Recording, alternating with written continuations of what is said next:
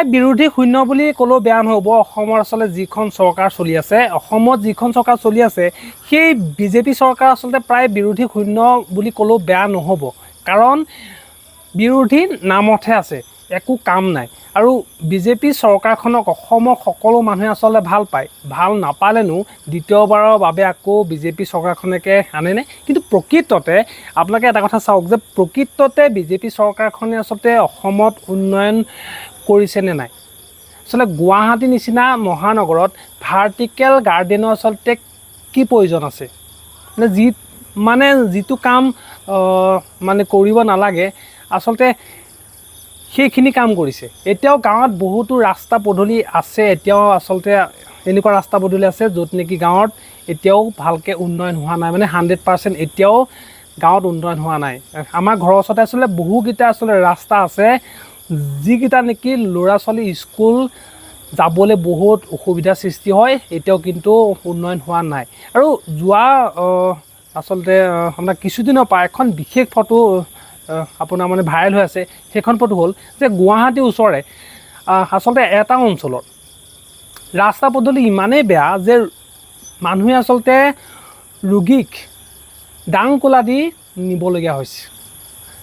যিখন বিজেপি চৰকাৰে কৈ থাকে যে আমাৰ বিকশিত অসম বুলি, কিন্তু সেই বিকশিত অসমতে যদি এনেকুৱা এখন আমি আচলতে প্ৰতিচ্ছবি দেখিবলৈ পাওঁ, তেন্তে আচলতে ৰাইজে কাৰ কথা বিশ্বাস কৰিব?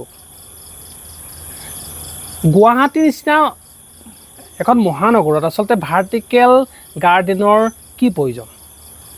আৰু সেই তাত আচলতে ভাৰ্টিকেল গাৰ্ডেন আপোনাৰ বনাম বুলি কৈ যি আচলতে ফ্লাইঅভাৰ পোষ্টত ডাঙৰ ডাঙৰ ৰড লগাই আপোনাৰ মানে বেৰা দি দিছে। আচলতে তাত বহুতে ক'ব খুজিছে যে তাত জুবিন গাৰ্গৰ ফটো অংকন কৰিব বুলিয়ে এনেকুৱা কৰিছে। কিন্তু মই আচলতে মানে অলপমান খুচৰি চালোঁ আৰু তাত মই মানে তেতিয়া দেখিলোঁ যে জুবিন গাৰ্গৰ ফটো অংকন কৰিব বুলি তাত আচলতে লোহাৰ বেৰা দিয়া নাই। তাত সেইটো কাৰণে বেৰা দিছে যে তাত হয়তো ভাৰ্টিকেল গাৰ্ডেনৰ চিন্তা চৰ্চা কৰা হৈছে।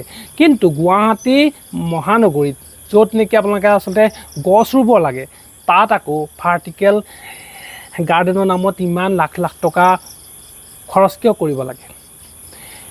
এতিয়া মানে মেইন ৰাস্তাকেইটাত মানে যিমানকেইটা মেইন ৰাস্তা আপোনাৰ হাইৱে বনোৱা হ'ল, তাত কিমান লাখ লাখ গছ আচলতে কাটি দিয়া হ'ল। কিন্তু মই এটা কথা কৈছোঁ যে গছ নকটাকো চাকে ৰাস্তাটো হ'লহেঁতি।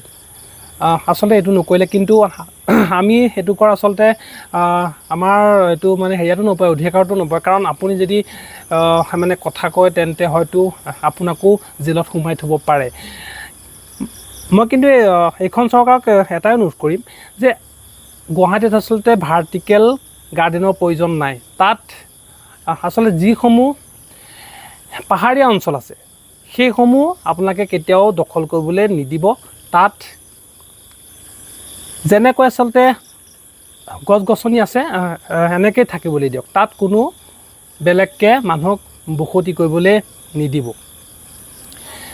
আৰু এটা কথা কওঁ যে বিকশিত অসম বুলি কোৱাৰ আগতে গুৱাহাটীৰ ওচৰে পাঁজৰে হওক বা আমাৰ ইয়াতো হওক, মানে যিখিনি অঞ্চল উন্নয়ন হোৱা নাই সেইখিনি আচলতে অকণমান মন দিব লাগে। নহ'বা এদিন ৰাইজে আপোনালোকক কিন্তু মাফ কৰি নিদিব। কাৰণ এতিয়াও বহুত আচলতে গাঁৱত এনেকুৱা আছে যে ৰাস্তা পদূলি উন্নয়ন নাই। এতিয়াও আমাৰ ঘৰৰ ওচৰলৈকে পানীৰ সুব্যৱস্থা নাই, ৰাস্তা নাই। তেন্তে আমি কেনেকৈ ক'ম যে এইখন এখন বিকশিত অসম?